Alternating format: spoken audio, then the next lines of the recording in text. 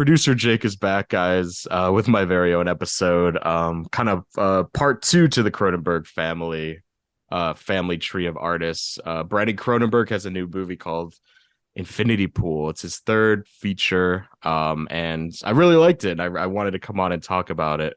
And of course, if we're talking Cronenberg, I had to bring back Lucas Naber on. He was on the Crimes of the Future episode that we put out into the world. So, dude, thanks for coming back on and talking Yeah, Cronenberg, all things Cronenberg with me. thank you for having me. I'm excited to be back.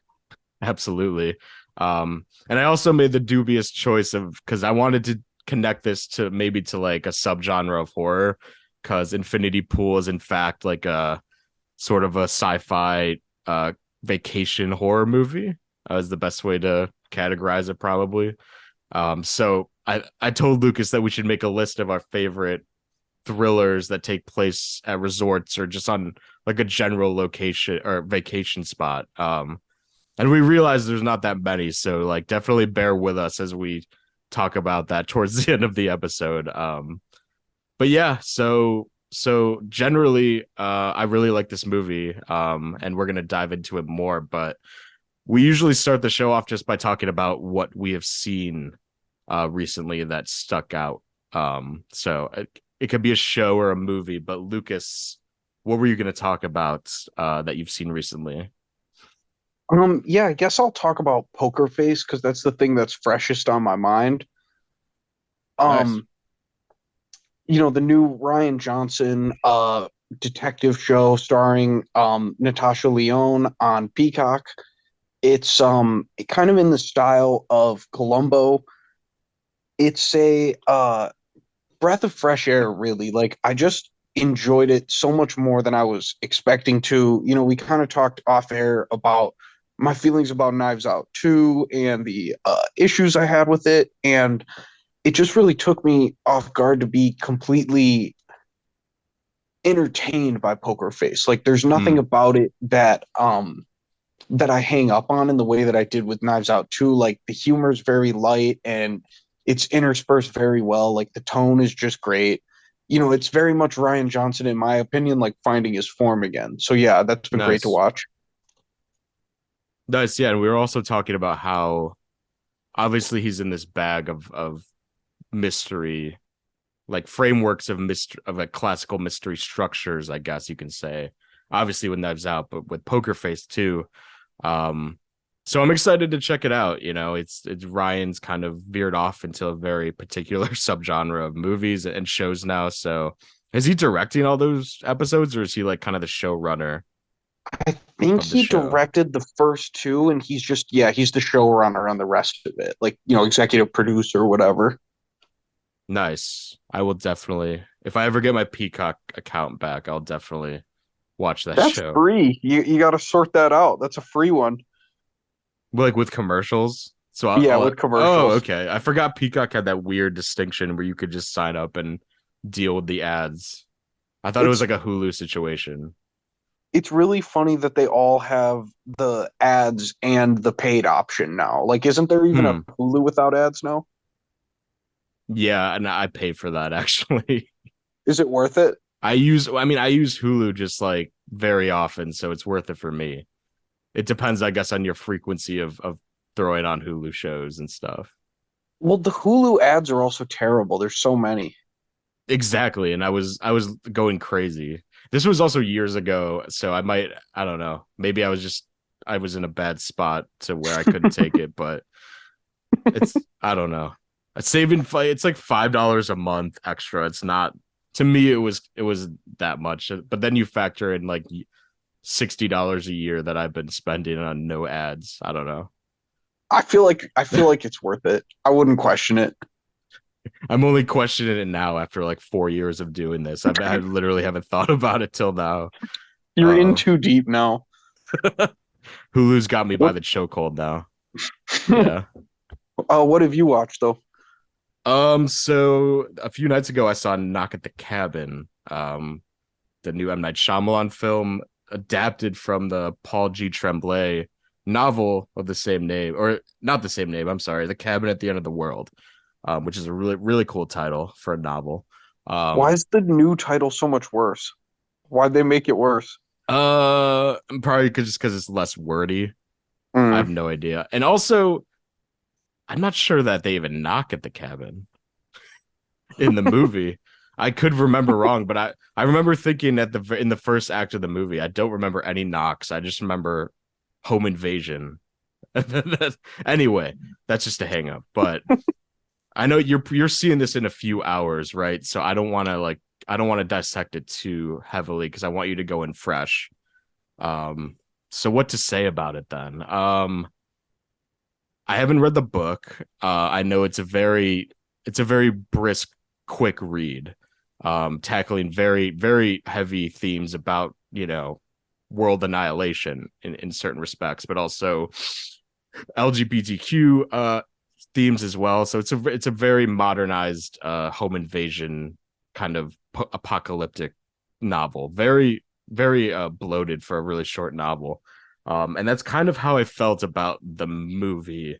And obviously, I don't want to get into specifics because it's very easy to spoil not only plot points, but also just kind of because this movie definitely has a very emotional core that I don't want to spoil for Lucas here. But other people are saying that it's one of M. Night's best films in years. But I'm more on the train that Old is one of M. Night's best films in years, which is more of a hotter take, I suppose. The number one thing I'll just say without giving anything away is that Batista's incredible. Like one of the best M. Night performances in a really long time. And I wish the movie had taken different routes from the book because a lot of people had said the book was unadaptable, and you can kind of get that sense of fatigue in the movie itself, where certain parts feel rushed and certain parts feel far too drawn out. But needless to say, it's a really great tight thriller, and a very emotional center, in terms of the lead characters. So yeah, it's definitely a recommendation because like it's pretty puzzling to me that people would skip an M. Night Shyamalan movie at this point in theaters because he's a very exciting output of movies ever since Split. So I know I guess that's my sentiment about it. Like, what are your expectations about Knock at the Cabin? Because you're seeing it like within a few hours. Well, I'm really excited to see it, even with you saying that, because I think that every M. Night movie is really special, honestly. Like Absolutely. he is this might sound like a dig, but he's like the worst filmmaker working for me that is like an all-time great, where it's like he's Mm, gonna get, it's stupid to say, but like he's gonna get discussed and talked about and written about and taught in school. Like he sure. is so distinct. It's like you said, like I can't imagine skipping one of his movies in theaters ever since the run he's been on, Yeah.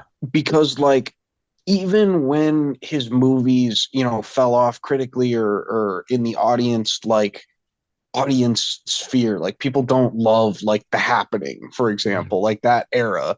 Right. um those movies are unlike any other movie you're gonna watch. Like it's not like they're Hmm. like straight to DVD, like bargain bin movies. And so with Knock at the Cabin, or what is it, Knock at the Cabin Door? Just Knock at the Cabin. That's the Oh, Knock at the theatrical. Yeah. Cabin. Okay. That's what, terrible title, terrible title. But anyways, I think that I'm just very excited. Like hearing you say that Batista's so great in it is really exciting because he's the perfect fit for M. Night. Like he's Exactly. someone who, I don't know, it's just like you said, like he just doesn't fit the mold. And I think M. Night doesn't fit the mold in a way that's very significant. So I guess I'm just really Hmm. excited. Like even if I don't love it, like even if I think it's completely stupid, I know I'm not going to forget it. And that's the number one thing. I can almost guarantee you're not going to think it's outright stupid because the movie's just exceptionally well made and acted on all fronts. It might just, for me, just come down to the source material being unadaptable for the movie that M. Night's trying to tell. Because like the core themes of the movie are heavily, related to what he's interested in as a filmmaker, even harking back to like Signs in the Villages in some respects. Um, so yeah, it's definitely an exciting movie to exist right now. I just don't think it paid off as well as Old, or even for me personally, Glass paid off. Um, We don't have to get into the we whole don't have Glass we thing. don't have to get into the Glass weeds right now. I'm just saying, like, he's been on a very consistent run since Split, and this was kind of like a slight decline to mediocrity in my opinion. But you mentioned that like he's an all timer filmmaker. Like, do you put like Christopher Nolan and like, I don't know, like, I guess like genre filmmakers who are all time greats that are working today? Do you put him in the class of like Denis Villeneuve and um I don't know, Jordan Peele at this point? Is he like one of those guys? It's weird because I was actually going to bring up Jordan Peele. Mm-hmm. Um, I think what it is like he's probably worse than all of those guys. And it's like you said about like that's exactly what I was getting at is like you love Glass and we both love Old and you don't love Knock at the Cabin as much and I might love Knock at the Cabin, but like that's the thing, like he's definitely worse than all of those directors you mentioned, but at the Mm-hmm. same time Jordan Peele was compared to M. Night when he made Get Mm. Out, you know, and like Yeah, obviously yeah. the twist is a big part of that, but like he whether it's merited by every movie he's made or not, he has been in the same conversation as like people that are much more talented or much more successful than him. And even if I wouldn't say, yeah, he's as good as them, I don't Mm-hmm. think you can take him out of that running. You know what I mean? Like he's Absolutely. as influential as them, I would say. No, 100% agree. And he might not have the consistency that they have in terms of quality. Because, well, first of all, like the drop off point with Lady in the Water, basically through The Visits and Split, where he had his quote unquote down period. Um, most of those movies are like interesting and, like you said, unlike anything that we've seen. So like when you're going through his filmography, like there's never like a really kind of a dull period. And that might not mean that much to other people, but like to me, if you're studying him as like an auteur filmmaker, like he's always pushed the envelope in some respect. And if the quality is not as consistent as those directors, at least he's self-financed and he's kind of put it on the line with every film he's made. So like I've always commended him, even though like I would never watch After Earth or The Last Airbender ever again. But like that's kind of also why this upswing of movies and like the past, couple have been so fantastic. Um is because that it's kind of like that classic thing of a filmmaker just coming back with great ideas and a fresh set of eyes. I don't know. And yeah, historically, you're actually probably gonna like Knock at the Cabin more because you didn't like Glass as much, and I love Glass. And everyone, there's never a consensus of M Night's movies. I don't think, What's his best movie? For my personal choice is The Mm-hmm. Village. It's The The Village. Village and Unbreakable. See, Yeah. because I would say Signs. Mm-hmm. I know In you're a big Signs guy. Yeah. I in never have so been. many people, it's obviously the Sixth Sense. Like we're both wrong. No, we are both wrong. But I always say, well, I say that with so many filmmakers when people ask me, like, say Christopher Nolan, I'll say his best movie is probably Inception or The Dark Knight, but I always say it's like Tenet or Interstellar It's because like Tenet. it's Tenet probably, but I It's always Tenet. I always differ from the consensus. Because yeah, I'm like Unbreakable and The Village are not as tight or as influential or beautifully made as The Sixth Sense. There's like no way. And I would wager Signs is also not in that. They're not even in the same class as The Sixth Sense, in terms of influence. Like I think we just like those movies personally just a lot more. Well, then like Signs is like a religious experience for me. I don't want to speak for you with The Village, but Mm, something about the way that, it's unfortunate that it's Mel Gibson, but sure. Yeah. it's also fitting though because I grew up watching Mel Gibson movies with my dad. Like Mm-hmm. and Same.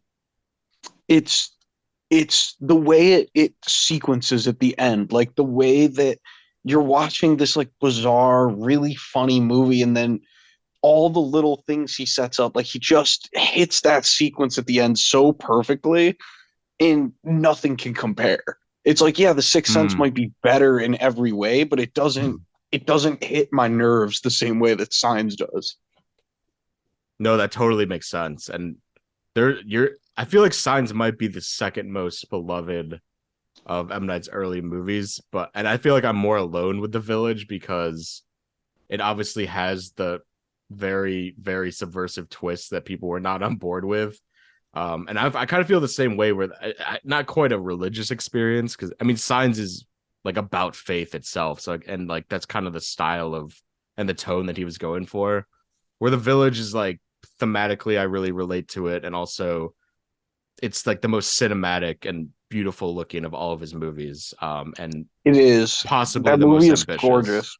Yeah, yeah, like Roger Deakins shot it and everything, and the cast is so phenomenally and rich. So I don't know. I guess the overarching point of this is that like what I say about Knock at the Cabin is probably different from because like I said, I've seen a lot of people say it's one of his best movies in like since The Sixth Sense. So everyone's That's gonna have a different crazy. opinion. Yeah, that is totally. I think that's such a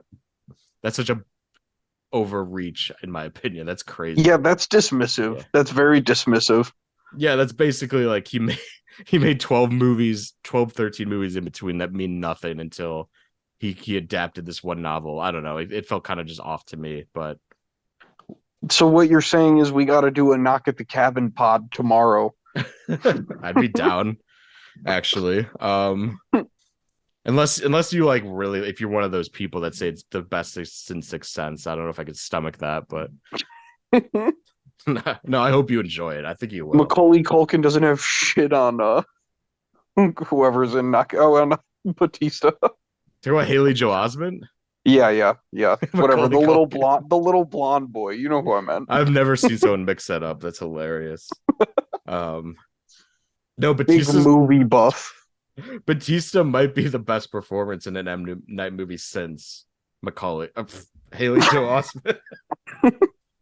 Jesus Christ. M Night just scrambles my brain on purpose. I feel like that's his intention, but God. Yeah, I hope you enjoy it. I can't wait to hear what you think. Yeah, I'm excited. Yeah, thank you. and Sorry you didn't.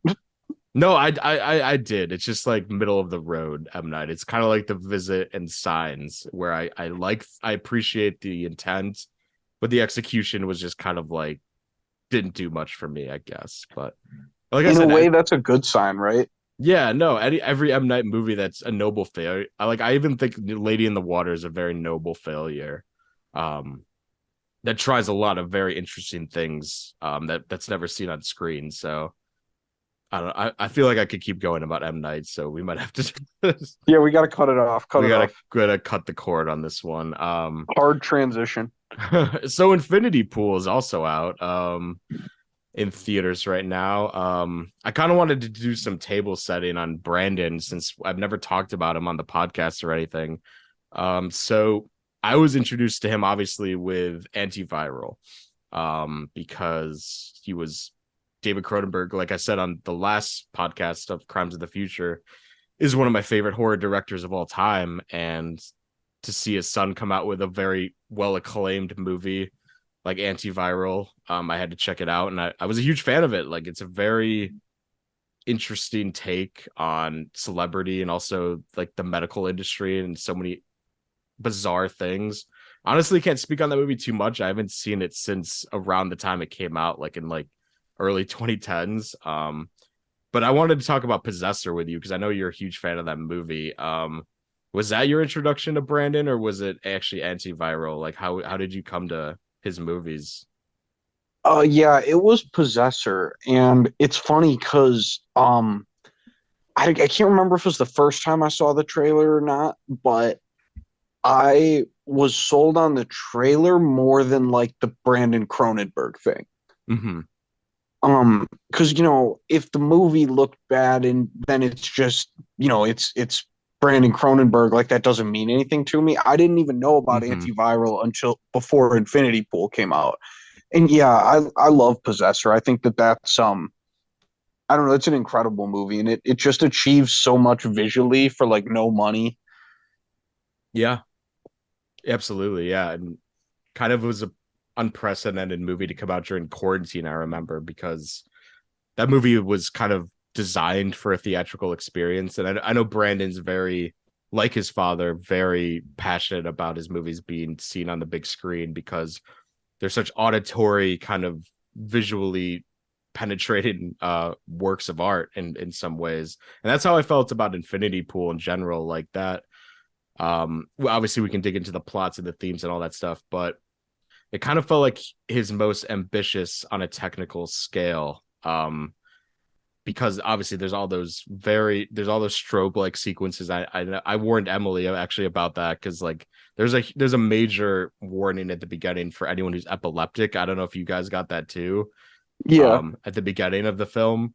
But it felt like his most palatable plot to like maybe more wide stream audiences, but also one of his most experimental in terms of the form. I don't know if you felt that way, but like there's a lot of very just I don't know. I gasmic. I don't know how to describe it, but like the just the feeling that a lot of sequences made me feel were very revolutionary, I thought, in terms of the genre. Um so yeah, I love the movie in general. Like what do you think of it? Yeah, I agree with everything you said. It felt like a huge step up narrative narratively from Possessor. Um, Possessor is like, it's got a plot and it's very simple. It's like a short story level plot. And Right. then it's just tension and emotion and like and these canvas shots of rooms and people moving through them and I also loved Infinity Pool because it's a huge step up narratively, and it's also a continuation of what he was kind of going for in Possessor. Like it visually visually overwhelmed me at times, like where I would just like Mm, pick a corner of the screen to look at and just perceive what's happening in that corner and let the rest kind of wash over me, especially in some of mhm. those dream sequences. Yes. Yeah, I loved it. But do you want to give a quick recap? Yeah, that I was about to do that. That's a good idea. So I think the initial setup to this movie is actually really simple, where it's Alexander Skarsgård and his wife slash and or girlfriend are on vacation at a very upscale resort. Um, and the country that they are in, is it a fictitious country or is it? I'm pretty sure it is, right? Do you remember the name of the country that We're they? we're bad podcasters because I don't remember the name and I never researched if it's real or not. I think that was definitely I think implied it's that we're fake. bad at our job. Yeah, but I think it's fake though. it's a fictitious. Let's run with that. It's definitely fictitious because the later on we'll explain obviously because the laws are very loose and kind of just insanely uh nihilistic in some ways that are not that would maybe not exist until like 50 to 100 years from now. So it's definitely a fictitious country, but um basically they meet Mia Goth, who's sort of this she's like a voice actress or a commercial actress more so. And she kind of lures them in to just start spending time with them at this resort, and they go on a picnic by the water, and they sort of get sloppy drunk um to where Alex Skarsgård has to drive them back to the resort. And of course, something goes horribly wrong, and he runs over a local, and they just leave the body there. And I'm on the right track, right? I didn't forget anything up to this No. point that's important. Um, and Where do base spoilers start with the plot? uh spoiler alert starts after he hit the guy with the car. There we This is a go. Cool, cool, spoiler cool. filled episode because we cannot talk about this movie without spoiling. Okay, cool, cool, Because cool. just tremendously important things happen in the first act of this movie, right? So Yeah, it's um impossible. yeah, and they go home and try to like let bygones be bygones, and hopefully no one will find out. So it's a very sort of like vacation nightmare story. But then the next days when things take a turn and it becomes a full-on Brandon Cronenberg film, is when he's sort of him and his wife are detained by police officers and taken to a big governmental facility that kind of resembles like a courthouse slash jailhouse. Um, and since you just saw that, can you explain from here on out? Because I feel like there's some technical things that I might get wrong about the whole double recreation process in the infinity pool, if you don't Yes, mind. I will do my best. So basically, the detective approaches Skarsgård, and he explains that the evidence is conclusive. Like he's going to be executed for what he did. But then Yes, it takes like a turn, and I'm sorry, I'm recapping what you already recapped, but it's the okay. process is basically they offer very rich tourists to their country the opportunity to have a duplicate created of themselves to serve as a surrogate for the execution. Yeah. And then they have to watch their surrogate get executed as punishment for their crime. And Hmm. then they're free to go. Right. And that's Is that basically that's it. Yeah, because from there on out, it's kind of just a rinse and repeat of that same concept with Alex Skarsgård and Mia Goth, because she's also, you find out that she had gone through that infinity pool process. I think that's what we should call it from that now on, because it's a very complicated um yeah. process that they go through each time. But then it kind of just delves into more of like this sort of hedonistic approach to, just absurdly wealthy people, because they start taking advantage of this system and start doing just bad shit, crazy, evil things, because they have this infinity pool as sort of a backup, and it sort of becomes a drug that they can't stop using. And yeah, and that's essentially the movie. And of course there's some twists and turns throughout. um and I know that was a valid criticism throughout, that a lot of people gave, that throughout this movie, that it's sort of a rinse and repeat, repetitive practice, kind of exposing the same themes over and over again. I felt that a little bit. I don't know if you felt the same way, that it kind of hits the theme a little bit too hard, kind of ham fisting itself. Did you feel that way? I did not because Yeah, I me felt neither. I personally I felt the infinity pool process, like the reincarnation process that they go through was sort of the framing device of the story Yeah. and not like it is complicated as it is and as esoteric as it is. I kind of got the sense that that first scene is played as a joke because they're trying to get you, well, Brandon is Cronenberg's trying to get you lulled into this sense of okay, this is what these people do, this is how they live their lives when they're on vacation. Mm. And if anything, my criticism would be that it's a little rushed because I think it's like, Hmm. let me make a comparison. Like,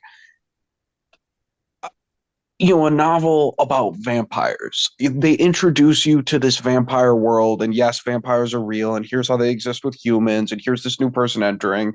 And then once they're in that environment and you're used to the language of that environment, then the story plays out. Yeah. And so Very I similar to that. felt Yeah. I felt that I was more focused on the interactions between these characters as kind of a group Mm. of like demons almost, or I Sure. kind of interpreted it as though Mia Goth was like some kind of witch almost by Yeah. the end of it. Um, Absolutely. but I was more focused on the character dynamics than I was on like I wasn't expecting more once that plot got introduced. And especially since we're talking spoilers, I think they kind of tried to address that in the scene where you think they're going to get actually executed and then they're just cheering watching Mm. them get executed again. That's such a wonderful deception of the audience, because That's a great, yeah, that was wonderful. it kind of cuts to them being like unsure of their fate, and then it shows the execution. and then the lights come up and the camera whips over to them like just cheering, and it's just so unsettling. But it's also like such a relief, because there is this aspect of this movie that I didn't feel as so much in the earlier Brandon Cronenberg movies, is that Alex Skarsgård really feels like not so much an everyman, but like a blank slate, to where you could really put yourself in his psyche and his position. And like, especially within the first act of that movie, like I feel like a lot of it has to do with it's kind of plays off on the horror of being stranded at a resort, and you have no one to contact, and you're kind of being fucked by the system that you're not aware of. And there's that's why the whole, what you're saying about the whole infinity pool concept being convoluted, because I feel like a lot of you're more hyper focused on the fate of the characters, than the table setting for, later events of the story, if that makes sense. But yeah, no, I totally agree though, that like Mia Goth and all the other sort of bourgeois people that took place in this infinity pool are kind of like, they feel like a tribe of, like you said, even vampires, or because like the vampire comparison makes sense, because they have this infinite amount of lives that they kind of exploit for their own weird kind of like approach to vacationing. I don't know, there's a lot to unpack obviously with them, but yeah, I definitely, I like the vampire analogy. Even structurally it makes a lot of sense. Yeah, and I was gonna bring up Clive Barker. I like this Mm, movie to me, it felt like I said it was a huge step up narratively, and I said that because it felt like it was many things while also being this very simple thing. Like very yeah. simply, a man goes on vacation, meets a strange woman, and is brought into her evil friend group, and his morals are compromised by it.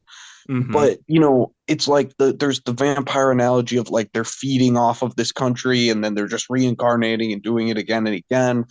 And there's also this entire thing of doubles that we haven't even mentioned yet, which Yeah. is like being constantly faced with the fact that you can be perfectly recreated. Like it kind of reduces the meaning of yourself to nothing and you have to create your own meaning. Right. And I agree with what you said about Skarsgård being a blank slate. It is interesting to me. He's also the most blatant Brandon Cronenberg self-insert we've ever gotten. Yeah. Like they hinted him being like this product of nepotism, and he deals with that whole side of it. Mm-hmm. And there's obviously this anger there at being dismissed as a creator in his own right. Yeah. Um, I don't know. There's just a lot, like you said, there's so many different angles you could go down to explore it. But Mia Goth is like just the best part of the movie by far, which is pretty incredible Mm-hmm. given how much I enjoyed all of it. Yes, that's absolutely true. She she kind of embodies a lot of, she kind of it's hard to explain her performance, because it feels so primal, and like the way she reacts to just everything in this movie is so of the moment, and like she's so captivating on screen. So she's always an actress that's hard to describe, because she's just such a reactive, and also just in this movie specifically felt almost like animalistic at points. Like there's that whole sequence where she's on like the hood of the car, and she's eating fried chicken, and she's pointing a gun at Skarsgård, and she feels like she could be wearing like a witch hat, and like her skin is completely like green. Like she blends the line of like this cartoonish villain, but also like this kind of this surrogate for Skarsgård to sort of explore this world, and obviously sexually they kind of connect on certain ways. So yeah, no, she's an incredible force, and has such a atmospheric presence as an actress. Like a lot of, I feel like, I don't know about you, but a lot of the dread and the intrigue of this movie came from her character. Um, yeah, she's great. Absolutely. It is kind of remarkable, like you said, how much she drives the narrative.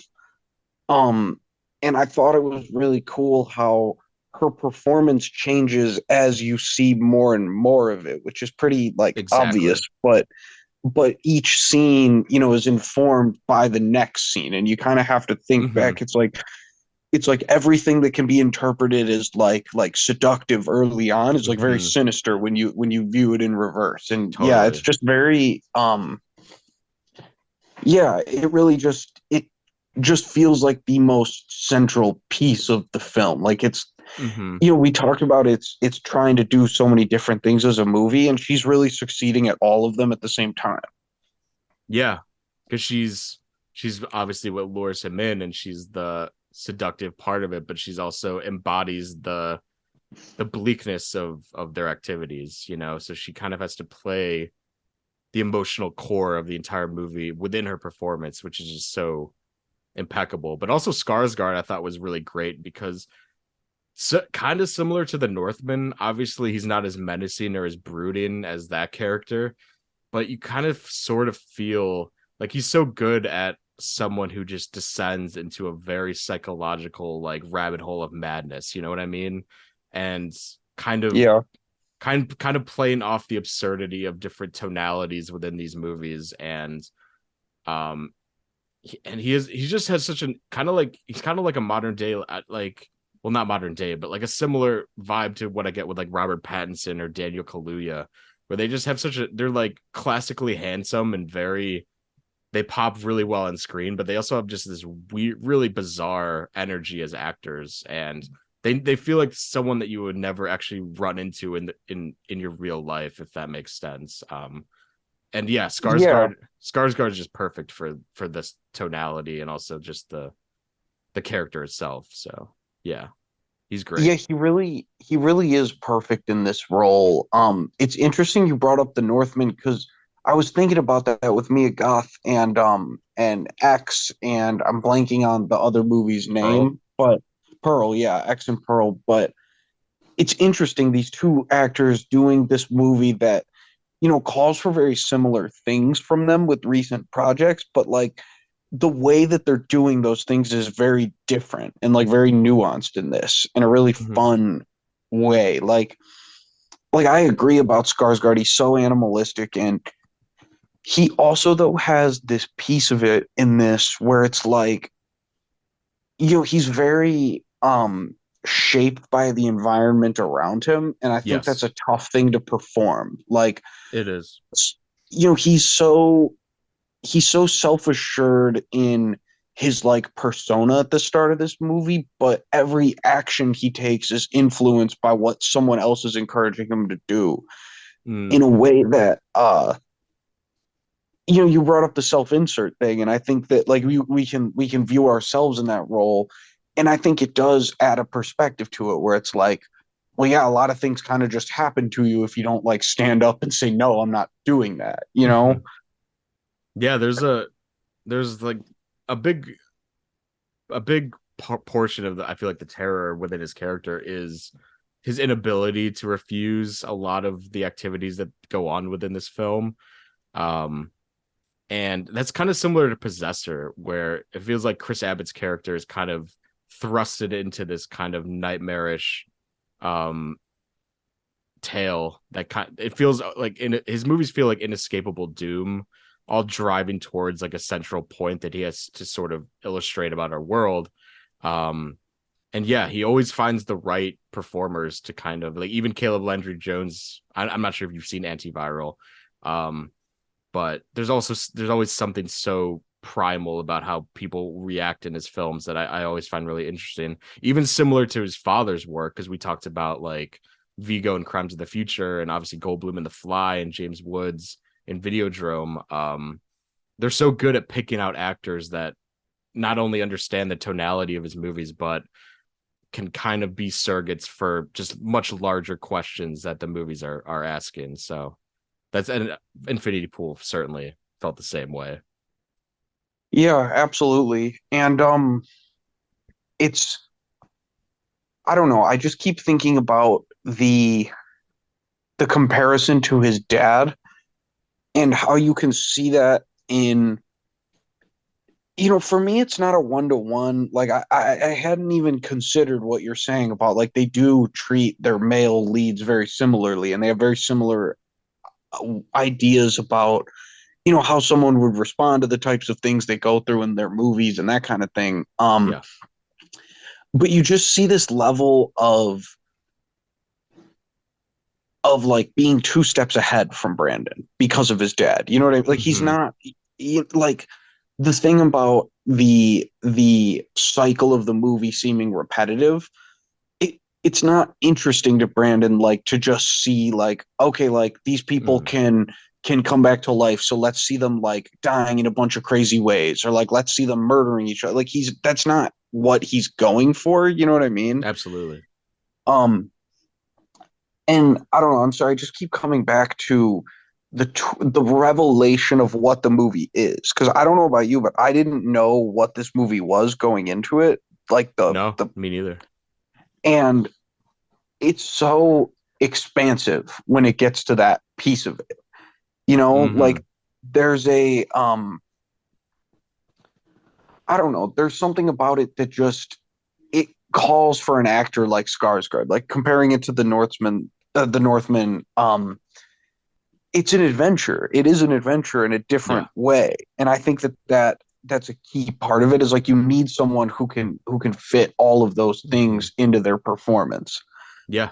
Sorry, It's that was very rambling, but no. It's exactly what I was gonna say too, because it feels like almost like a cerebral adventure because it's like it's a tale of morality, but also kind of him reckoning, like we were saying, but Brandon kind of reckoning with his own self-image and how people perceive him. But and then there's this kind of Alex kind of embodies this kind of hack writer who's taken a lot of time off his projects, and it kind of it definitely wasn't a contrivance or an issue for me, but it's another case of writer's block where he's uninspired by the world around him, and it takes a very drastic and kind of mind-bending situation to inject more creative inspiration back into him. And I think that's definitely, of course, Brandon Cronenberg probably felt during like the pandemic or something, where he wasn't getting those creative juices that he normally was, and kind of thinking maybe, hey, this was all from my father's experiences as a director. Maybe it all stemmed from there, and I have no creative outlook on the world and stuff. So I found it very honest in that sense that he was exploring stuff like that, and um, yeah, yeah, really absolutely. interesting stuff. Yeah, it's great, and it's just I don't know. We haven't talked too much about like the visuals in specific, Oh yeah, definitely but we should. and it really just I don't know, like it was funny we were talking about like they almost used this ability to create surrogates to pay for their crimes as like a drug. And I didn't even think to mention like the psychedelic that they take, like Yeah, whatever the that thing they ayahuasca put in, thing. Yeah. yeah, that they put in the bowl and inhale, that whole thing. Hmm. I don't know, it's very like what did you think of the visual style? Because I found it very on note with like it's both exotic and foreign in kind of an oppressive way, Yeah. but it also fit the mold of like exactly what you would expect like a white American to expect when they went to another country to vacation. You're talking about the ayahuasca experiences that particularly like the with all the neon and sort of distorted imagery, or just in Yes, general. kind of in general, but Right. specifically there because I think, sorry, you go first. Yeah, no, that's totally how I felt too. It's kind of like that overwhelming like sensory experience of just pure pleasure, and especially within those orgy sequences, but then there's obviously that juxtaposition with like a lot of horrific in the same visual style, a lot of horrific kind of almost like demon like imagery interspersed in those sequences. So it creates like a very dual sensory experience for us of just I mean, for me it was all kind of just off-putting obviously, but there's like that element of sexuality between him and Mia Goth that's very precedent, and kind of like one of the main intrigues that I feel like he has within this world, is that just primal pleasure that he gets from that. But also, yeah, it felt like kind of like similar to like a Gaspar Noé approach where it's just all about the audio-visual experience, like cinema at its purest form. And we got glimpses of that in like Possessor, uh, definitely throughout that film as well. But this, I feel like he not only had the intent to use it, but also like he really very much experimented with different lenses and film stocks and stuff. That it was very, very visceral, and I can see why they give that warning at the beginning, for people that have epilepsy. Yeah, it's definitely necessary. Um, Mm-hmm. no, I very much agree. The amount of different things he tries in this is pretty astonishing. And Mm-hmm. um, I don't know, I just wanted to touch on like with the visuals, there's this entire sort of sequence where the whole thing is like he's seeing what he's seeing, but at the same time he's kind of seeing that everyone's face is like warped and demented in the style of these masks that are Oh yes, traditionally worn yeah. in the country. Mm-hmm. And then they later wear these masks, and it is interesting in that it's very dreamlike in the way it brings in things from the real world and then presents them to you in a way that's not quite accurate. Right. And I don't know, I feel like I'm not fully hitting the nerve on like the symbolic ties between the visuals and the storyline. Sure. It's But tough. yeah, I don't know, it's just incredible. Yeah, it's tough to fully, because I feel like it's like when I said pure cinema, it was kind of like you have to sort of experience it in the confines of watching the movie to fully express what it means and feels to you. Because I feel like it's ambiguous in a lot of ways. But also interesting to note that I feel like that visual style was also incorporated to when Alex Skarsgård was first duplicated in the Infinity Pool. So I feel like they're also that ayahuasca-esque trip also relates to how probably cathartic it felt to have a duplicate version of you created to avoid death, that sort of visceral feeling of that they got when they watched themselves, their other self, die. um which I'm sure he was going for in certain respects, but also visually, I love the in the first act. There's a lot of really wide shots of the landscapes, like the mountains and also the beach. And he kind of uses that bird's eye view of the resort and all this stuff that looks really, really good. And also like camera tilts. It's really interesting stuff and like even in the first act before shit really happens, like there's a very off-putting visual and editorial kind of sense that this movie has. So yeah, like the whole movie I thought was technically really interesting. Yeah, I very much agree. And yeah, there's definitely a direct tie between the similarities and the visuals. I don't know, it's one of those movies that it's like maybe I need to see it again, but also maybe it Mhm. just doesn't need to be over examined too much, because I Right. really do think ultimately he's going for a sensory experience. Yes, absolutely. And And that's why I was trying not to delve too much into like specifics of the theme and character, like how they operate within the story is different than I think than how I perceived a lot of the outcomes, especially like the final act of this movie. So it's hard to project like a lot of analysis on these Cronenberg. It was kind of the same for Crimes of the Future, I feel like. well, and Uh, so with Crimes of the Future, sorry, this is the last thing I'll say. it's okay. Um, with Crimes of the Future, I didn't feel like I really had like a central thematic tie to that movie. Like I Oh felt like it yeah, was no. wrestling with a lot of things and it didn't, really solve itself in my brain. Yeah. And for some reason, a lot of Infinity Pool really resonated with me because like I think I can sum it up in like a sentence in the sense that Oh great. well, and that sounds ridiculous, obviously, but like I think to me ultimately what it's about is it's about how in order to create a sense of identity, you need to accept and love the parts of yourself that are negative, but in the process of accepting those things, you can fall too deep into that cycle and just get caught up in hedonism. And so, in order Hmm. to move past that, you have to confront yourself in that place, accept it, and then kill that part of you and move on from it. And Yeah. I think what the end of that movie is Alexander Skarsgård.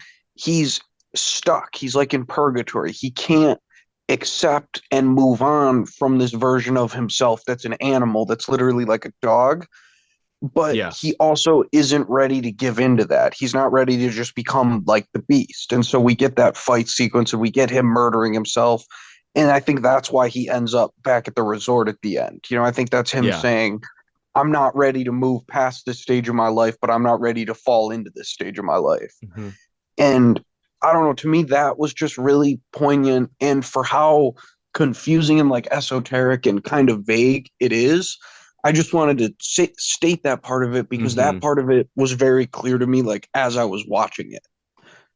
Yeah, no, that's a great reading on the entire experience because I felt the same way, and you kind of articulated it a lot better than I did after the movie because I had a feeling that there was a like a parable aspect of this movie that was very connected to the human experience that I couldn't quite put into words, but yeah, you definitely hit the nail on the head there, I thought, and yeah, the ending's very melancholic in a lot of ways. Is kind of him just kind of reveling in his limbo that he did because he doesn't quite know where to go.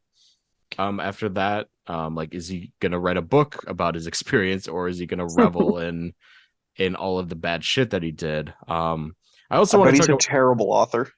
I'm sure yeah, he's horrendous because he he has no like discernible personality until he goes down this rabbit hole in the film. So He's um just like a monster. yeah, absolutely. I kind of wanted to end on a weird, well, actually two things Yeah. with this.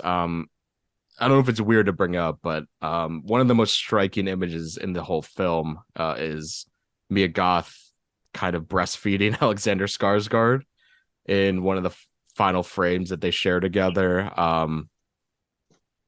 I think there's a Yeah. very direct uh correlation you can make with that, with a maternal sort of mother figure that she had on him in the context of the world. That's how I read it. But also the kind of like a power dynamic thing, obviously. Like, how did you interpret that moment? Because obviously it's absurd visual kind of horrific imagery that had a lot of people in my theater sort of cackling, but It also like it fits the tone of the movie so well. Like, what did you think of it? Well, so this is definitely one of those movies where like I was just laughing and Emily was just horrified next to me. Because like if you're a fan of any kind of, I mean, obviously people, listening to this podcast and watching a Brandon Cronenberg movie love body horror. And Yes. to me, yeah, it is absolutely one of the best images in the movie. But I agree with what you said. Like it's this very Oedipal relationship where it's like Mhm. she's looking to consume someone and he's looking to be consumed. Yes. And yeah, it like has horrifying results, obviously. But yeah, that is a great image. There's a lot a lot of stuff in this movie. Yeah, there's a lot of sequences and also yeah, like just images like that will stick around in my brain for a long time. And the last thing I wanted to ask you, and I'll give my take, is what's your ranking of Brandon's movies so far? So I haven't seen Antiviral, but it's definitely Infinity Pool and then Possessor. Like I just feel like it's a very Oh, linear interesting. progression for him. Interesting. Yeah. As I in te- Infinity Pool is my favorite. right, right. I tend to agree, but also I feel like I need to revisit Possessor because so my ranking would probably be Possessor, Infinity Pool tie, and then what do you call it? Antiviral last, because Antiviral is really strong and quite unique compared to these movies. You could tell he's definitely pulling from his father's influence in a lot of ways to, and I feel like Possessor was where he really branched out and became more of a distinct voice himself. But I could also see like rewatching Infinity Pool more because like we had said, it's a more kind of sophisticated and well thought out narrative than Possessor, in my opinion. Where Possessor might be all like audio visual, like a sort of sensory experience more so. But I tend to agree with that. I think Infinity Pool might be his best achievement so far of all of his movies. And I Well, hope you watch Antiviral because I feel like you'd be into it. yeah, I really need to check it out. We definitely, it's like Us is my favorite Jordan Peele. Well, actually, Nope might be, but Mm, um, I don't know. We definitely fall more into the ambitious and kind of messy category more than like the tight and absolutely. perfect category. Like I prefer watching The Lighthouse to The Witch, you know, Yeah, yeah, that's a good comparison. but The Witch Um, is better. Like obviously it's better. It's yeah, in some Eggers is so tough to discern though, because like those all three are so just dramatically different. So yeah.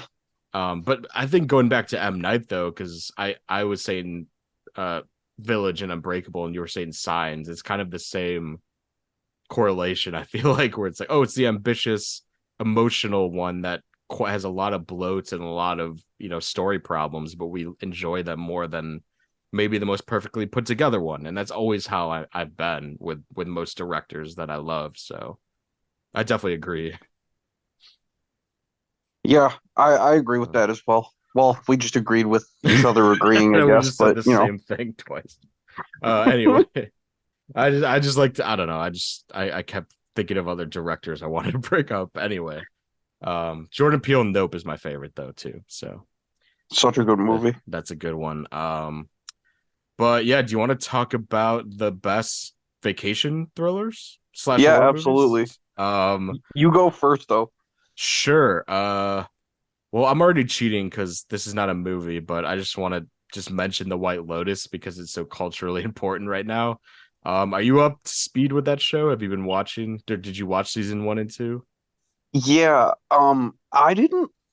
I guess I didn't get season one or like I just didn't love it. Like I Mm, enjoyed it mildly, but it wasn't like overly impressive to me. And then I was blown away by season two. Like it's wow, so, yeah. How about interesting. you? I love both equally, but I think part of the reason why I love season because like Mike White, who created that show, I've been a longtime fan of his writing, and I feel like it's a very, like aside from School of Rock and more of his mainstream scripts, I feel like he's a very distinct and like kind of uh subversive style of writing that might be a little too tongue in cheek and winky to a lot of people, and upsetting, like socially upsetting situations. But I'm a longtime fan though, so like seeing him do the White Lotus season one was actually like I thought it was incredible. Mainly because I was accustomed though to his sense of writing and also like how he explores different, social customs and stuff like that. So I love season one, but I think season two might have one upped it in certain respects. Like it's definitely, I think it explores more different and more exciting aspects of like, you know, we were saying with Infinity Pool is kind of like wealth culture and also um cultural differences between countries and the US that's more satirical, I feel like in season two. Um and yeah, and I feel like we were talking off mic though, like Triangle of Sadness is a big deal right now, and I feel like people are really in on these like bourgeois explorations and satirical approaches to these like vacation thrillers, where we see rich people just go through hell and back, and in the end they sort of come away with a lesson of morality that's sort of exposed within their wealth, or they're just like brutally punished and like killed. Um, and that's sort of what the White Lotus is, but also Triangle of Sadness, which I was more so mixed on as an overall movie. But yeah, I just had to, as a huge Mike White fan, and I thought season two and season one are like some of the best things that we have on television these days. So I definitely had to talk about that. Um, Nice. I Yeah. can't, season three is gonna be great. I need to revisit season one because to me it felt like he was more so just basking in like the visuals and the ambiance and kind of this awkward push and pull between the residents Mm, and it's enjoyable, but I just felt that like it wasn't as original as I thought it felt like it was. Sure. Like it felt very content to bask in what it was, and I just felt like what it was very surface level. But again, I kind of feel like I just missed the boat Mm, because I love the second season. I feel like that's more on me than it is on the show. that could be it. But the Yeah, I can't wait for season three. The me too. everything about it is just so enjoyable to watch. Yeah, and kind of like kind of similar to what we were saying about Knives Out, but like it's the perfect framework and structure to just keep pumping out different like scenarios and obviously different locations for the White Lotus. Like I believe season three might be in Japan or somewhere in the Asian continent somewhere. I know is what they're gonna do. So that's gonna be super fun. And yeah, like I said, I just love Mike White and all what he's doing with those shows. So and that's like the obvious vacation answer to bring up. So I might have stolen a lot of the answers that we have. But like, what did you want to bring up first? Um, okay, this might be cheating. Tell me if this is cheating, but I was gonna go with old. That was on my list. That's definitely a vacation movie. Yeah, but is it a thriller? I guess it's a thriller. I certainly don't know what else you would classify it as. Have I already talked about old on this podcast? I couldn't tell you. I don't think so, but nonetheless, just go ahead. Okay, so is it Gael Garcia Bernal? Is that how you say the lead Yeah, actor's yeah, the name? lead. Yeah, yeah, Yeah, and then Vicky Creeps. They play a married couple with their two kids. Is it two kids? yeah. It's yeah, the son and the daughter, right? Yeah. Yeah. So they go on a tropical holiday, but they discover that the secluded beach they're staying on causes them to age extremely rapidly, meaning that their entire lives will only last a single day.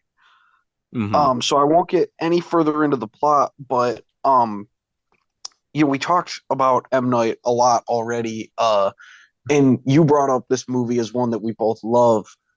Yes. This is just one of the frankly messiest, most overwrought but emotionally resonating movies I can remember seeing in the theater. Like it's just Yeah. so everything. It's similar to another movie that'll get brought up later in this podcast. Like I stole one of yours, you could steal one of mine.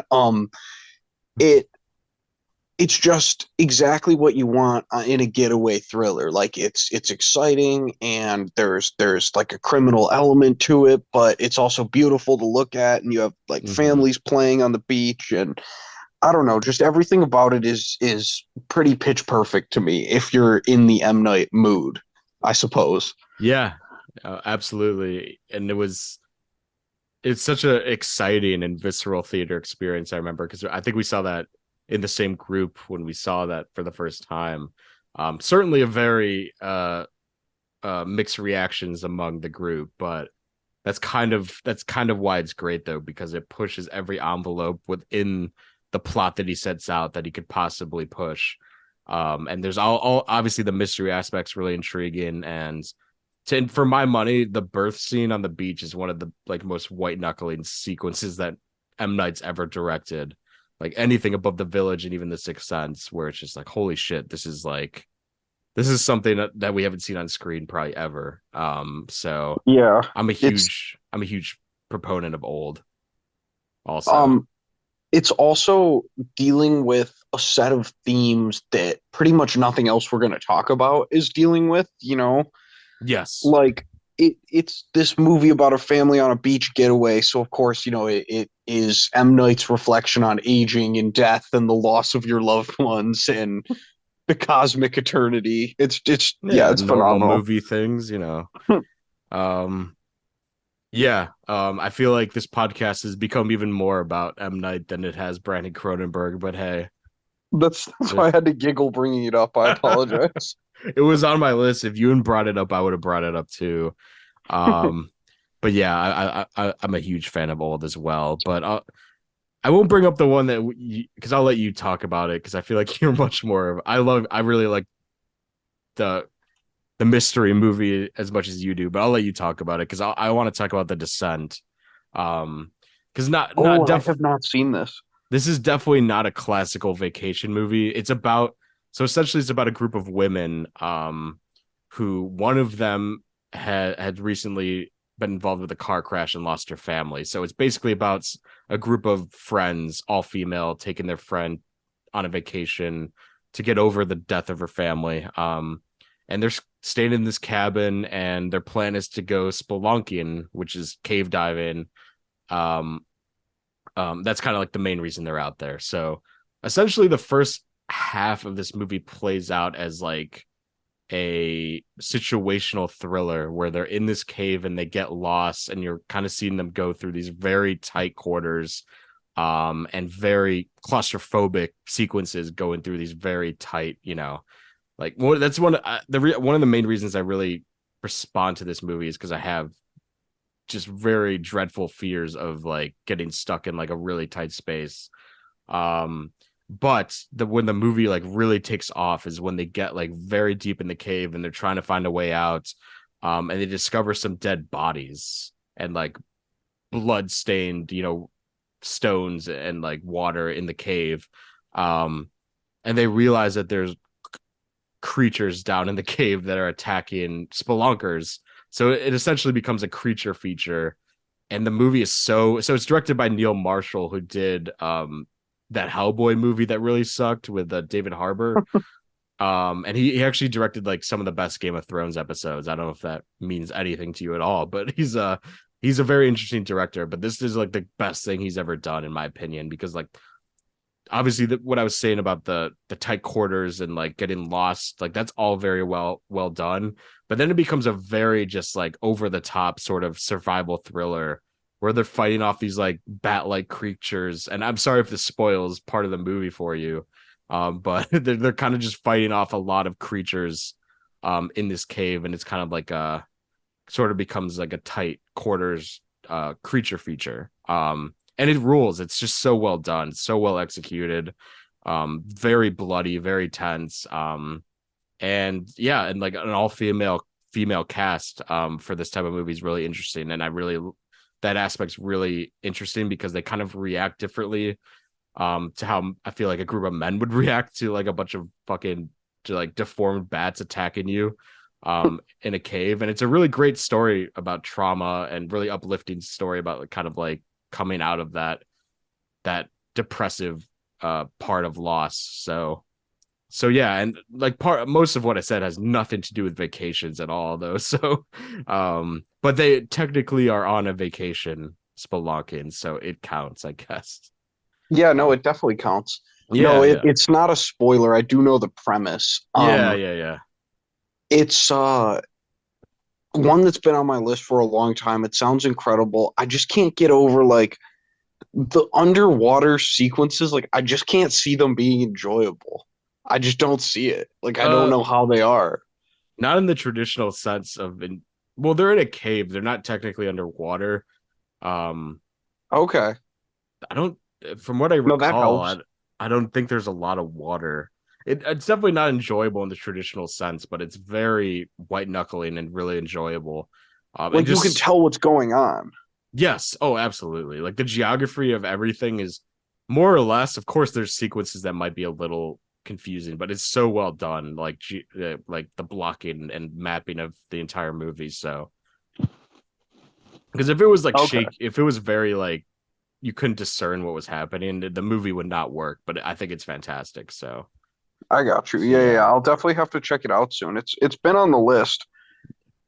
Oh, that nice. Yeah, you'll like it. And the reason I said spoiler is because like it's like a it It's a like twist, right? in 2005, if you were to see this movie, like you don't really know what something I feel like is deep within the confines of the cave that's gonna like attack them or like something's gonna happen that's bad. But it's sort of like I kind of like Kill List or Audition, where it's just like a very unexpected and like inexplainable like horror that comes in like the third act of the movie, where you're just like, oh, okay, this is happening. Gotcha. Which I love movies like that. So yeah, I'm sure you'll enjoy that. So Yeah, I'll yeah, have to check it out. Have you ever seen Dog Soldiers? No, but that's another Neil Marshall movie. I think that's like a survival werewolf movie, right? Yeah, I've never seen it, but It it's just looks funny that he made Dog Soldiers and The Descent. yeah, he's a cool director. I would that's why I was kind of hoping Hellboy would have been at least interesting. I guess it was interesting. In a bad way, yeah. Yeah, in a really bad way. Anyway, what's next in yours? I feel like we could each do one more if you or Yeah, definitely. one or two So I more. You're will. on your second. Oh, okay. I will go with A Perfect Getaway since that's the movie we were talking about that I said you Yeah, might yeah. steal. This is it's David Toohey, right? It's a David Toohey movie. Sure. Um, I actually don't know I, by heart. I'm going with it. Anyways, it stars Steve Zahn, Mila Jovovich, Timothy Oliphant, and Mhm. Keely Sanchez. Did I get that one right? I don't. Anyways, Let me pull it up and so it Chris could be Hemsworth correct. has a small role in it. Right, right, Anyways, yeah. it's about these two newlyweds, Cliff and Sydney, who go for like a romantic hiking vacation in the cliffs of Hawaii, in the Yeah. mountains of Hawaii. And while they're hiking, they run into these charming hikers who basically want to hang out with them and show them around because they come there all the time, whatever. And the two couples really hit it off, but right as they're leaving for this long weekend hike where they're not going to have any cell service or radio coverage, they hear a broadcast that another two newlyweds have been murdered on a different island right next to where they are. Hmm. And then they go on the trip and they're completely cut off from communication and they're just alone with this newlywed couple who or this newlywed couple is just alone with these two people who they don't know and who gradually start acting more and more suspicious. And Hmm. it sounds like a boring, trite, like very obvious, just sort of mundane thriller, but it is so silly and the charisma of the four leads and just the character dynamics going on are all so wonderful. Yeah. And it's set in Hawaii, so it's just luxurious to look at. It's I don't know. Everything about it shouldn't work and should be generic and stupid, but I'm pretty sure they shot it on location, if not Hmm. Hawaii. It's shot somewhere beautiful. And Yeah. everything about it is just like I don't know. Everything about it is just very light, but in the way where you're not left feeling that the stakes don't matter. And I Absolutely. promise that no matter what twist you're guessing, you do not know what is going to happen in this movie. No way. It's that also adds the twist, which obviously we won't say, is it just like perfectly matches the goofiness of the tone, like you were saying, and like how ridiculous, how many leaps you have to take to fully kind of like resonate with that with the third act of this movie. It's so crazy. Yeah, Um what's the Anne Hathaway movie? That's the uh worst way to what Anne Do you know what I'm Hathaway. talking about? That's similar in what way to this movie? It's got a crazy twist. Oh, shit. I cannot remember the name. Anne Hathaway. I think she's in it. Um Serenity. oh, yeah, yeah. If you said McConaughey, I would have known that what you're talking about. I forgot she So was in like, that. Yeah. see, Serenity's the best way rules. to describe this is like the British Serenity. Like they know it's ridiculous and they know they're making a stupid, like twisty thriller movie, but it has Mm, just enough like class and just enough talent that it's closer to like Before the Devil Knows You're Dead than it is like something silly. sure. Wait, I why in a why British thriller? Isn't David Toohey British? Do I have this wrong? Do It was do we need to Stephen delete the whole pod? Stephen Knight, who did Serenity, I believe, is British. So that's what I thought you meant, but Oh Um, no, I thought David Toohey was. I don't Oh know my who. God, this is the Chronicles of Riddick guy. So he's a guaranteed tourist, probably. Ignore Yeah. everything I'm saying. The point is just that this is I didn't mean to call you out. I was just curious no, what you no, meant thank about you. I would British have thriller. gone. Well, what I meant more so was just that like there's a level of class, and maybe I shouldn't use British at all, but there's a level of class to the proceedings that Oh, makes okay. the trashiness even more fun. Right. Okay. I see what you're saying. Like they respect you as a viewer. This isn't like a stupid movie. It's not stupid people making it. It's just No, trying to be no. silly. Oh, it's very silly. Like the sort of the chase sequences in the final act are so hyper edited and just stylized that it Oh, they're just so incredible. they're so well done. But they're also just so like a lot of people I feel like that are fans of very cut and dry thrillers would view this as campy and silly. Um, but then like Yeah. truthfully, it's just so well executed and like the acting is like way better than it should be. Like Steve Zahn is like crazy in this movie. Like he plays Exactly. so many different tonalities in the movie. God, Uh, they're all so good. It's just yeah, it's a gem.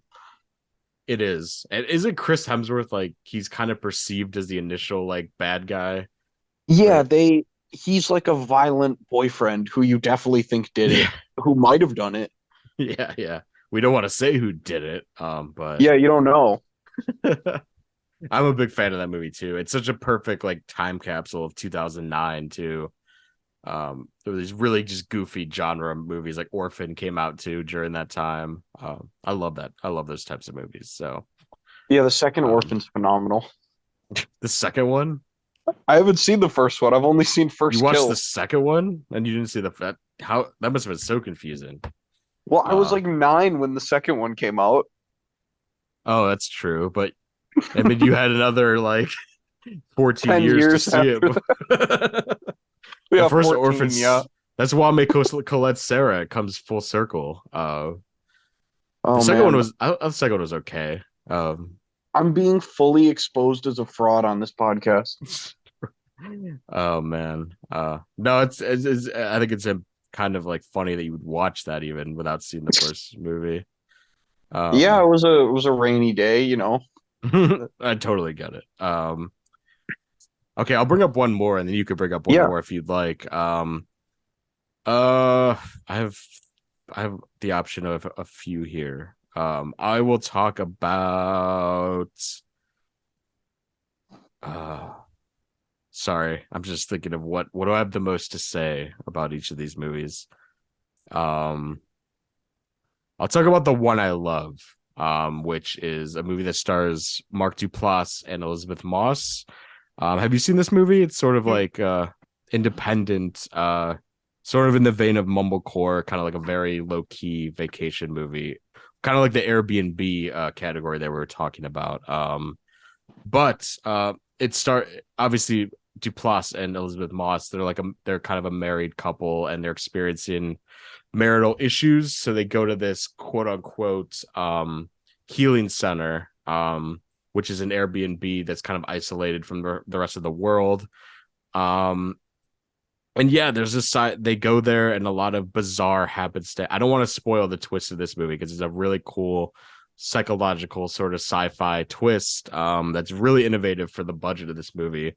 But things sort of happen that test their relationship and their sort of commitment to each other and ultimately ends up, really impacting their relationship. So it's more of a relationship thriller sci-fi vacation movie. Kind of similar to something Mike White would do where it's very much about human interaction more than like the situation that they're put in, which I always appreciate. And obviously Duplass and Elizabeth Moss are just phenomenal actors. So um yeah, this was in a wave of movies that I really, really loved that the Duplass brothers produced, and this was one of their more innovative movies. It's hard to talk about because I really don't want to spoil the narrative twist of this movie. If you've seen it, you know what I'm talking about. But it's just such a really tense, funny, atmospheric little movie that I really like.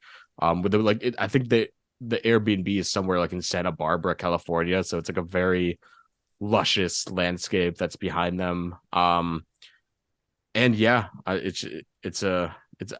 kind of like movies about couples coming to terms with their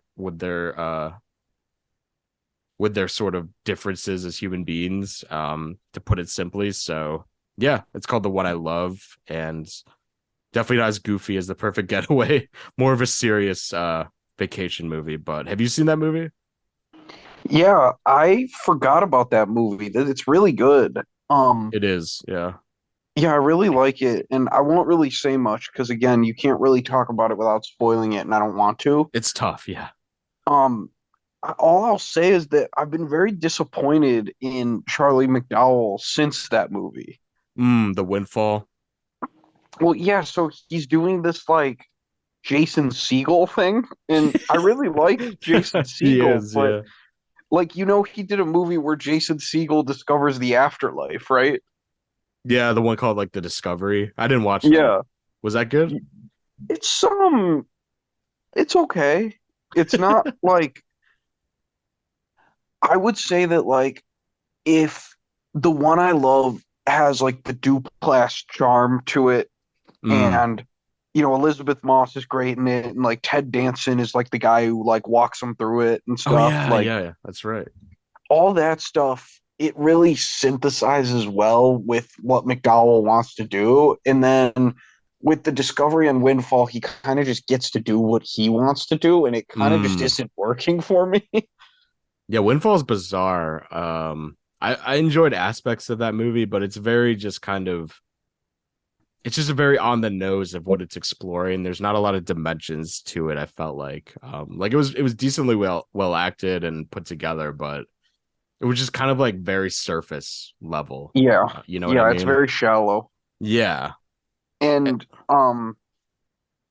yeah, it's well done, but it's shallow. And the one I love is well done and very like layered and dense and Yes. cool and unique. And Hmm. yeah, Yeah, and like Windfall arguably might have better actors, maybe. I mean, like you have Jesse Plemons, Lily College, and Jason Segel. It's like a pretty stellar trio. It's just kind of like more of like a dumb guy thriller than the one I love. Um, yeah, like you said, very yep, shallow.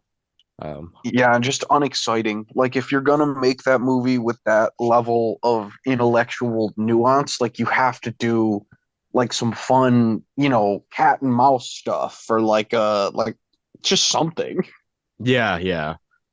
It kind of plays Um, off on like the not to talk about this movie much, but like it's kind of like the plays off on the messiness of how that situation would normally go. But it didn't after a while it felt like it didn't know what it wanted to be, I guess. yeah, Definitely not a very bad much agree. film, but yeah. Yeah. But Sorry, go ahead. anyways, no, the one I love is great. It Is it is. should I do mine now? Yeah, we can end with one more. Okay, I'll do The Vanishing. Oh wow, I just watched that for the first time. What'd you think? Um I thought it was good. Kind of similar actually what it felt very I don't. I'll let you talk about it because I don't want to like dampen what you were saying. It's not my type of sort of psychological cat and mouse thriller. But for the time and it's very well constructed. I think it's definitely a respectable. Sorry, movie. Um, I just did connect to it personally, but obviously I think you definitely enjoyed it more. So I hear what you're saying though, because it's definitely not like there are movies that are scary to me when I'm like watching them, and then there's movies that are scary when you're thinking about them like a week later. Sure. And The Vanishing, what I will say, like your reaction doesn't surprise me because it's not really trying to reel you in at all. Like there's not that Mm, much that's terribly cinematic about it. You know what I no. mean? Like it reminds me more of like I'm struggling to come up with an example right off the top of my head, but it reminds me more of like a procedural crime thriller where you Yeah. watch something terrible happen in exacting detail. Yes. And this just keeps going. Like you don't follow the detective who's searching for the killer. Like you just have to live with the aftermath. Yeah. And there's nothing even particularly riveting to me about like the path that the main character goes down in it. But what really works for me and what I really drew a lot from Infinity Pool too is that it's a movie in which the main character makes his own choices repeatedly and you Mm, don't even see it happening until the end. yeah. It's like everything he's doing, he's the good boyfriend. Like he's driving around, he's looking for her, he's asking questions, like he's not giving up, he's assuming she's alive, all that stuff. And then he gets his answer, and his answer is not good enough for him, and he has to go back Mm, and go back. hmm. Like he can't let it go. Yeah. And so to me, like what scares me about that movie is that, and what is so effective to me about that movie is that it feels very real. It feels Hmm. very similar to like how I would react if I went on a biking trip and someone that I love, like if my girlfriend disappeared and I was trying to find her, it's like, where do you start? Mm, Like, how do you go about the emotional process of that? And then also think about like, oh, what if someone's out to get you as well? yes. Yeah. Um, Yeah. Yeah, I agree because there's a lot of subversions in that movie. And there's a lot of routes it takes that were deeply unexpected for a movie that like you said, like a procedural sort of crime movie that veers off in many different weird directions.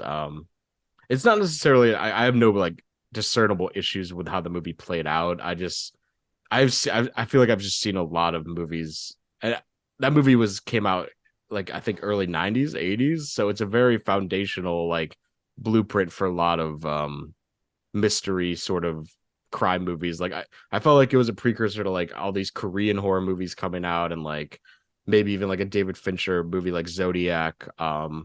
Sort of that like obsessiveness with a particular moment or crime in someone's life. Maybe I need to give it another chance. Because I certainly was expecting a different movie. I think it might have been my expectation that tarnished the experience overall. So I don't know, but I do think just in terms of like the technical aspects too, like watching it again with an eye for how they're structuring the plot is very worthwhile. yes, Like oh totally. it is very well crafted, but I agree with everything you're saying. Like I don't think that I could see why it wouldn't like immediately capture you in that way. Like Mm, I could definitely see how this happens to me all the time. Like I'm very late on something and then all the stuff that it influenced has ruined it for me where I'm just like, well, right. this stuff's Yeah, better. that's how I Yeah. felt. Yeah. And like it was Um, definitely it's a very bone chilling movie though. Like their dynamic, especially in the final act when they're driving.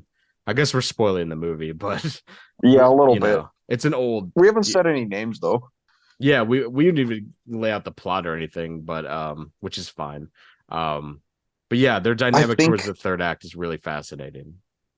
since we spoiled, I think the thing that sticks with me the most about that movie is when he's scoping out the gas station and he basically runs into a local man who is regularly doing the same thing with young girls and people kind of know about it and then it's Oh just never yeah. mentioned again. Yeah, it's terrifying. Yeah, it's There's just so sick. Like, mm-hmm. anyways, Yeah, no, that's a good vacation thriller too, though, and it's kind of might be the most like uh visceral and like one that makes you not want to ever go on like a road trip or something because it's definitely the most bleak movie I feel like that we've sort of covered on this list in certain ways, right? yeah, Yeah. absolutely. Yeah. But no, I think we covered the basis. I just want to mention I was gonna talk about Us real quick. Yeah, I'm not going to, but I because we already kind of covered Jordan Peele. But that's another great vacation movie, I think. Kind of goes more along the lines of even veers off into like Twilight Zone sci-fi stuff. And of course, we've talked about Jordan Peele so much on this podcast, so I just feel like I didn't want to bring it up. And another one was a movie called The Beach House. I didn't want to talk about it because me and Brendan did a list of most underrated horror movies in October, and I talked about the. Have you heard about the Beach House? It's a Yeah, straight to. you recommended it to me, and I never got around to seeing it. Yeah, I'm sure I've talked about it for years now. I still highly recommend anyone watch that movie. It's a straight to Shudder sci-fi sort of beach thriller, lake house thriller. And definitely takes routes you would never expect a movie like that to take. And it's very unsettling and very visually rich. So definitely check out. Do you have any like honorable mentions that you didn't get to? Yeah, I was gonna like squeeze The American in. The George Clooney movie? Yeah, he's not really on vacation, but that is kind of a movie where he's an assassin and he goes on the run, and then he ends up having a vacation like on accident in this small Italian village. Um, Interesting. that movie is just, I don't know, I just like that movie. People should watch it. I've heard it's very good. I haven't checked it out yet. That kind of reminds me of that movie Stillwater with Matt. Do you ever see that movie with Matt Damon? No, I didn't. Um, the Tom McCarthy, where Yeah, his daughter is like imprisoned like wrongfully. I think isn't in that based on Casey Anthony? is it? It's I don't based on, no, not Casey. Is Casey Anthony the one who killed her baby? I don't know. I think you might be mixing up movies. No.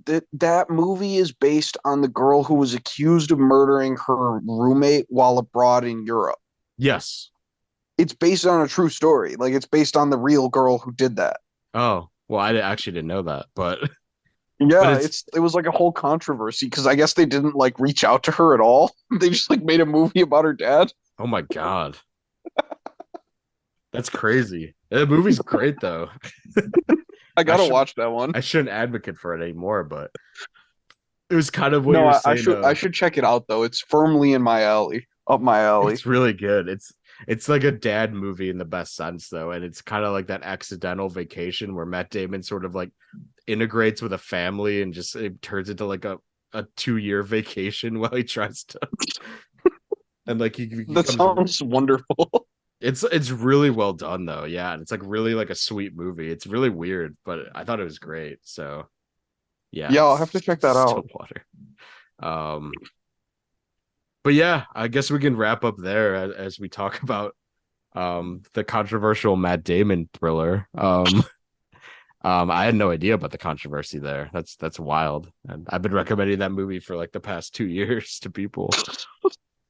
Anyhow, yeah, if you guys let us know what you thought of Infinity Pool, I'm sure people have many different interpretations on the movie, but also I feel like there's a visceral reaction. I felt like same with Possessor, where people like actively disliked the movie, because he's a boundary pushing director to say the least. And what would you want Brandon to do next? Like, what would be like a dream project for him after post Infinity Pool?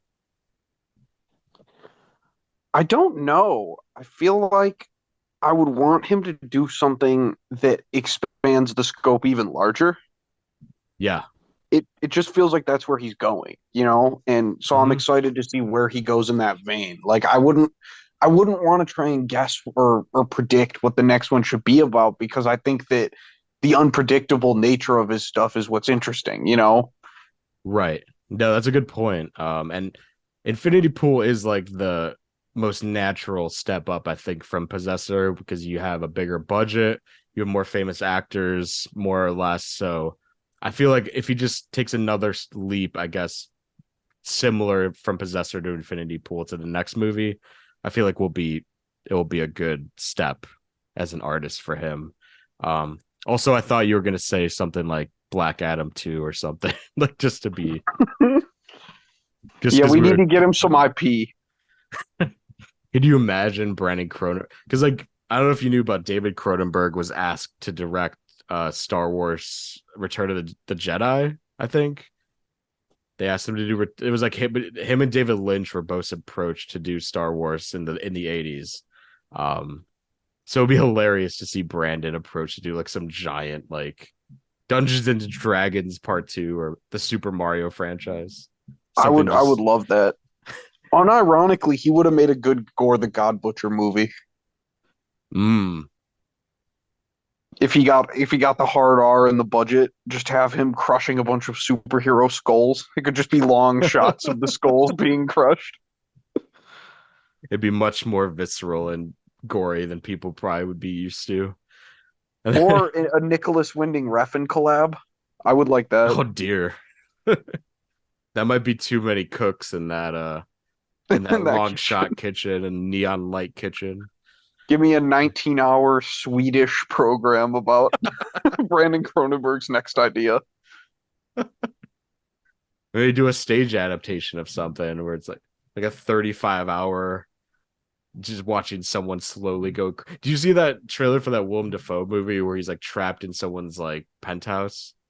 Yeah, That looks that insane. yeah, I'll I watch don't, it. I'll check it out. yeah, it looks very kind of just rough and grisly. But I just like to see Willem just act by himself for like 2 hours. That'll be pretty great. I don't know why I brought Yeah, that up. absolutely. One man shows are great, One movie man or shows play. they're always good. Yeah. Anyway, thanks for coming on, man. I think that was a good discussion about vacations, but also Cronenberg and primarily M. Night Shyamalan movies. If you were to Yeah, break thank you down for the having me. yeah, absolutely anytime. Yeah. Honestly, if you want to talk about Knock at the Cabin, you're more than welcome to we could do Yeah, that. I'll text you. I would definitely, clearly, we have a lot to say. I mean, like if I might go back and see if we covered M Night already too much. But I don't know. I feel like I had more to say because I had to cut myself off, obviously. So Well, I could be wrong, but this feels like the third time I've talked about M. Night Shyamalan on your podcast. So I don't know. did you mention that like on theater experiences of 2022? Like how is that I bet I possible? did. I bet I mentioned old. So this reminded me of old in some yeah, that definitely tracks. My bit could just Yeah. be that I come on and compare every movie to old. So I you could have probably do that with a straight face and not even realize I was doing it. Just bring up old every week. I'll have you on for like Oppenheimer or the Barbie movie, and then you're like, this wasn't as visceral or as imaginative as old as good as those movies are. You know the nuke scene is gonna be comparable to the beach scene in old. You just know it. Which beats the whole movie's on the beach. Well, the first one, the one where they're when they find out. Oh, right, of course. I should Anyway, rewatch old. yeah, the moral of this podcast is that everyone should watch old every like maybe semi-weekly or something like that. So Yeah, yeah. yeah. As much as you need. Let me know what you think of the Lock at the Cabin tonight. I'm actually really curious. I will. Um, I'll text you. I'm very excited. Absolutely. Yeah, thank you guys for listening. Thank you, Lucas, for coming back. This was a fun episode, and I actually did an episode with Lucas's girlfriend about production design. But we're gonna release this. Sorry to Emily, but we're gonna release this episode first because it makes more sense. Even though I Hell yeah. recorded that with her like days ago. But yeah, man. Hope you enjoyed Knock at the Cabin. And everyone, thank you for listening and bye.